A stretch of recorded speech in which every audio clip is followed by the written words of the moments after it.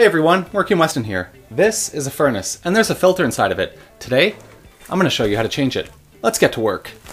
First thing is to find where your furnace filter is. It's usually right around here. This is the cold air intake of your furnace, and typically there's a slot that a filter slides directly into. If for some reason you don't have this slot, you might actually have to take the panels off the side of your furnace to get inside to access the filter. There should be a kill switch on your furnace that turns it off when you take the panel off, but better yet would be to turn off the switch to the furnace itself. And if for some reason there's no switch upstream of your furnace, go right to your breaker panel and turn it off there.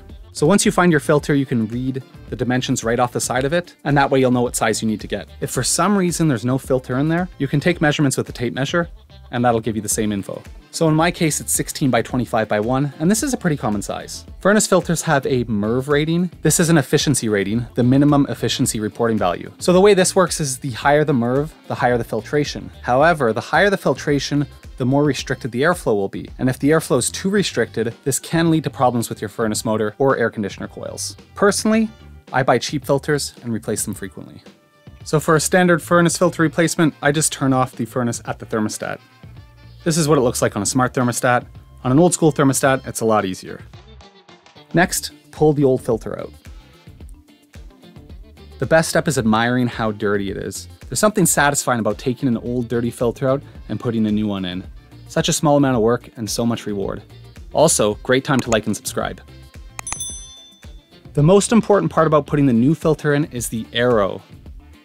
The filter itself will have arrows on it and warnings that go with it. The arrow faces the furnace, it faces the furnace motor, it faces the direction of airflow. You need to make sure that this arrow is pointing in the right direction. It's as simple as sliding it in and putting the cover back on. Now, as long as you have the arrow in the right direction, there's no upside down. You can flip it any way you want, but that arrow needs to be facing the right way. I usually change on daylight savings, spring and fall. Some manufacturers recommend 30, 60, 90 days. It's going to be up to you in the end. That's it. New filter, fresh air, done.